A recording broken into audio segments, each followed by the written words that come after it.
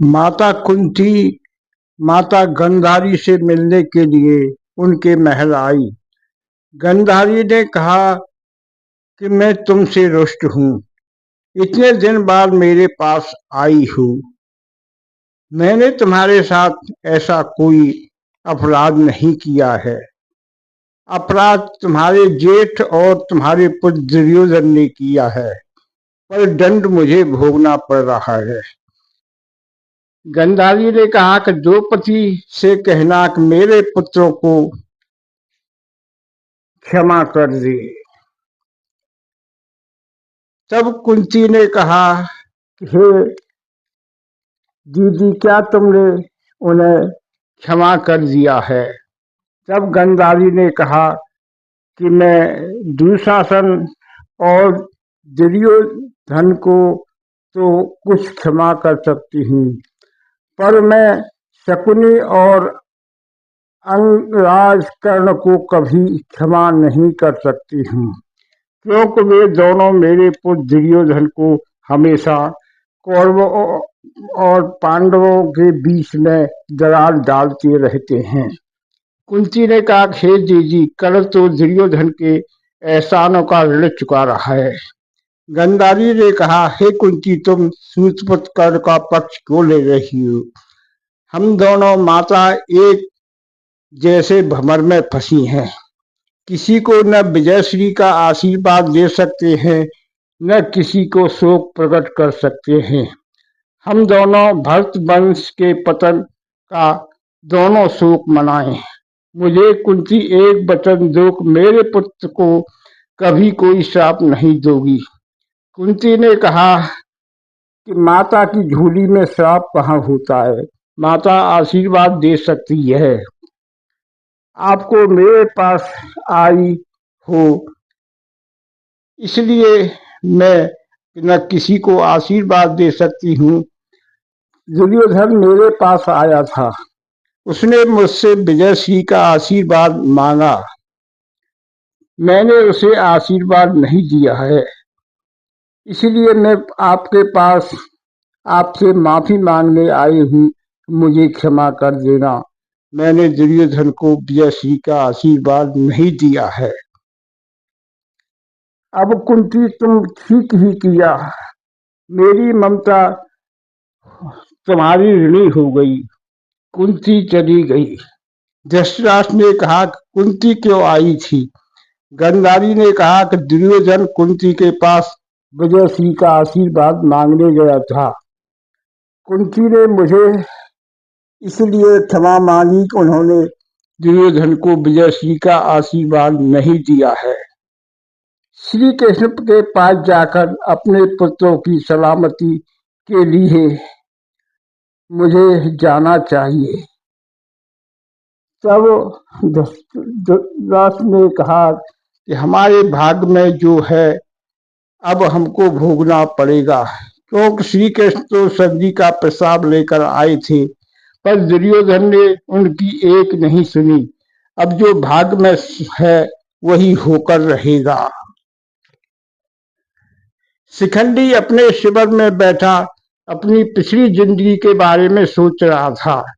तभी वहां धृष्टद्युम्न आए। उन्होंने शिखंडी को प्रणाम किया।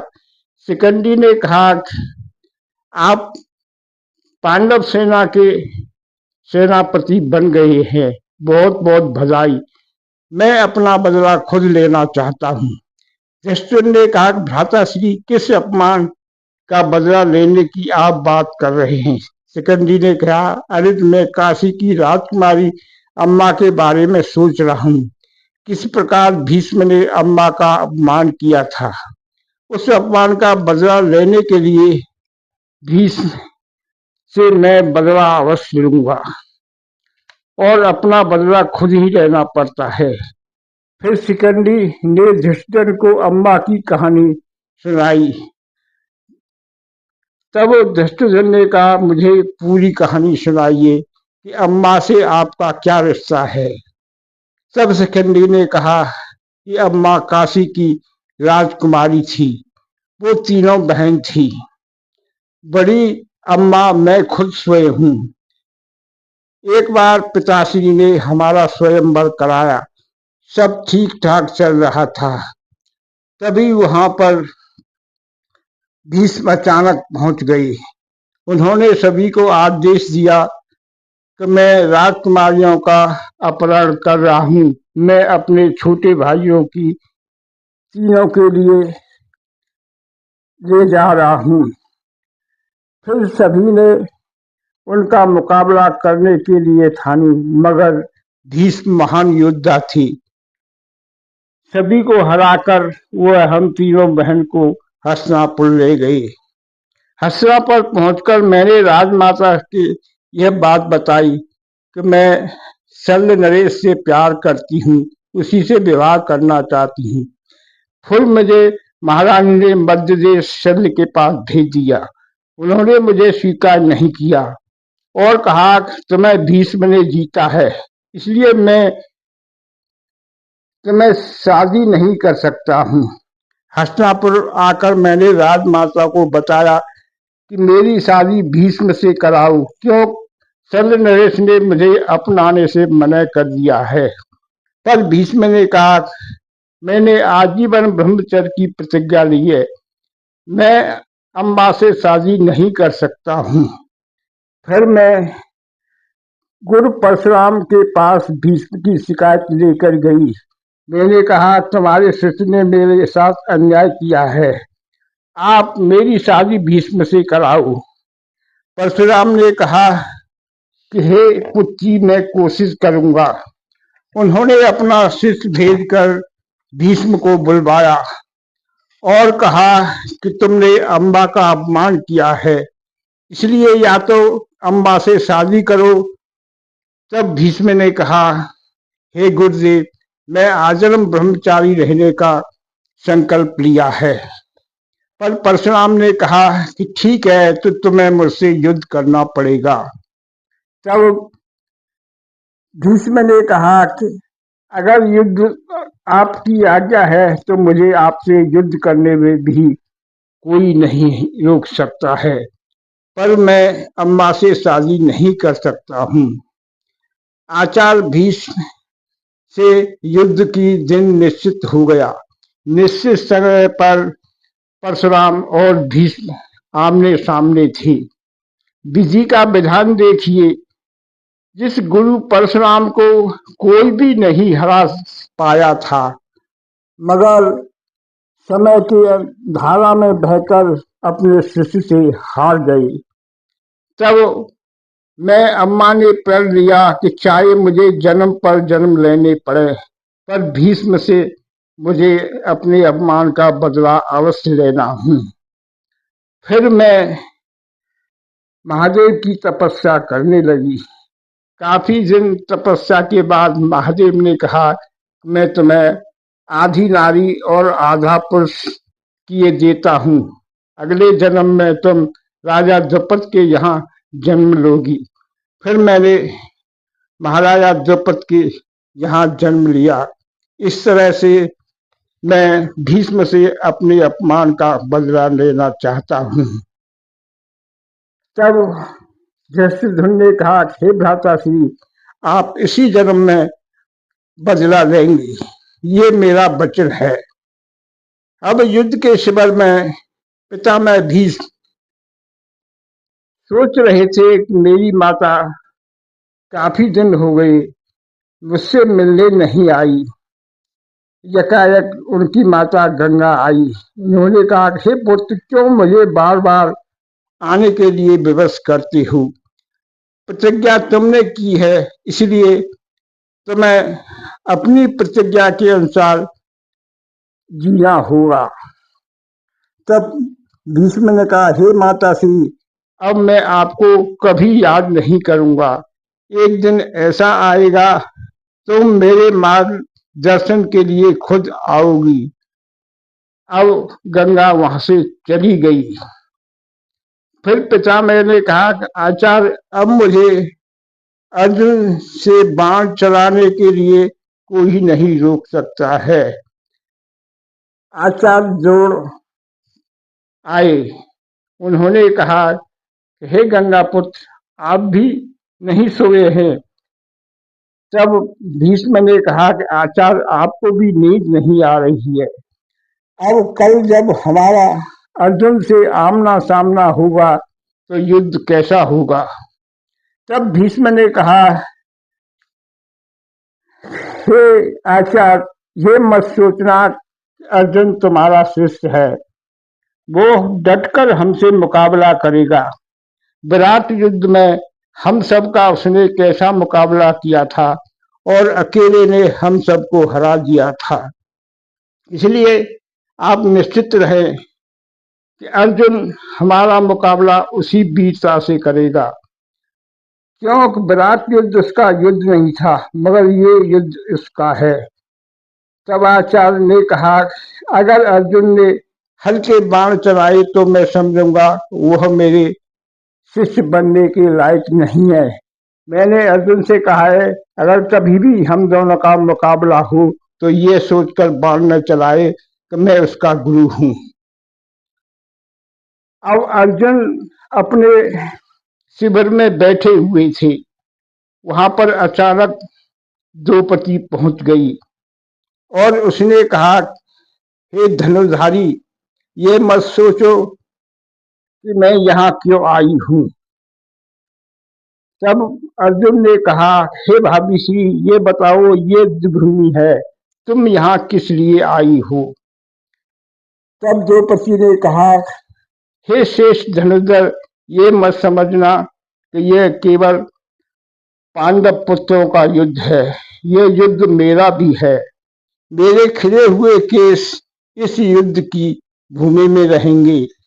जब तक मेरे केस खुले हैं तब तक तुम्हें अपने कर्म का एहसास कराते रहेंगे। अगर युद्ध हुआ तो श्रेष्ठ गदाधर भीम ने मुझे दुशासन की छाती का लहू लाने के लिए कहा है। अगर दुशासन की छाती का लहू लेकर मेरे प्रिय देवर भीमसेन आएंगे, अगर मैं विराट नगर में रहती तो यहाँ से विराट नगर पहुंचने में ही उनकी अंजलि से रक्त खाली हो जाएगा। इसलिए जब तक मेरे केसों के लिए दुशासन की छाती का लोड नहीं मिलेगा, मैं यहीं रहूंगी और इंतजार करूंगी कि कब मेरे केस के लिए भ्राता भीम दुशासन का लहू लेकर आए। इसलिए ये मत सोचो, मैं अब यहाँ से कहीं जाने वाली नहीं हूँ। फिर अर्जुन अपने शिविर से आकर बाहर बैठ गए और उन्होंने अग्नि को जला लिया, क्योंकि मौसम जाड़े का था। फिर अर्जुन ने अग्नि में लकड़ी डालना शुरू किया। उसी समय श्री कृष्ण आए। उन्होंने कहा, हे अर्जुन, ये क्या कर रही हो? तब अर्जुन ने कहा कि मैं अपनी हृदय की अग्नि को जला रहा हूँ। तब श्री कृष्ण ने कहा, हे अर्जुन, इस अग्नि को इतना जलाओ कि ये एक महाज्वाला बन जाए।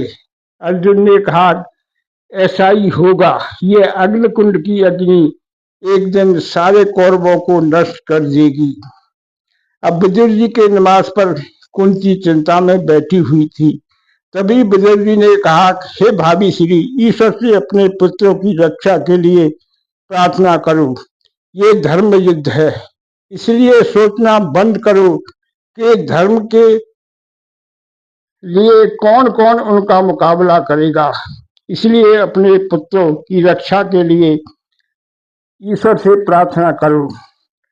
वैसे तो परमपिता परमात्मा ने पूरी सृष्टि का निर्माण किया है, फिर भी युद्ध होते हैं, किसी की हार होती है, किसी की जीत होती है। इसलिए अपने पुत्रों की सलामती के लिए ईश्वर से प्रार्थना करो, क्योंकि उन्हें सत्य असत्य की लड़ाई में सत्य की विजय अवश्य होती है। सत्य की रक्षा करने के लिए पांडव युद्ध कर रहे हैं, इसलिए पांडवों की विजय होना बहुत जरूरी है। पितामह भीष्म अपने शिविर में बैठे हुए थे। तभी उनसे मिलने के लिए श्री कृष्ण, पांचों पांडव और धृतराष्ट्र गए। पितामह भीष्म ने उठकर उनका स्वागत किया। तब श्री कृष्ण ने कहा कि आप कौरव कुल के सबसे बड़े हैं, इसलिए आपको हमें देखकर उठना नहीं चाहिए। तब भीष्म ने कहा, हे केशव, युद्ध में कोई छोटा बड़ा नहीं है, सभी ही महावीर हैं। तब दुर्योधन ने कहा, हे केशव, युद्ध में बाहुबल दिखाएगा वही बहुत बड़ा है। तब श्री कृष्ण ने कहा, हे दुर्योधन, बाहुबल की मेरे सामने जिक्र मत करो, क्योंकि मैं तो केवल अर्जुन का सारथी हूँ। इस युद्ध में मैं तो हथियार उठाने वाला नहीं हूँ। तब पितामह भीष्म ने कहा, हे केशव, मैं प्रतिज्ञा करता हूँ, मैं तुमसे अस्त्र उठवा के ही रहूंगा। फिर पांडवों से बारी बारी से पितामह के चरण छुए। तब पितामह ने उन्हें आशीर्वाद दिया कि सदा सुखी रहो। इसके बाद अर्जुन ने पितामह के चरण छुए। तब पितामह ने उन्हें विजय सिंह का आशीर्वाद दिया और अर्जुन को अपने हृदय से लगा लिया। विजय सिंह का आशीर्वाद पाकर अर्जुन बहुत भावुक हुए और रोने लगी।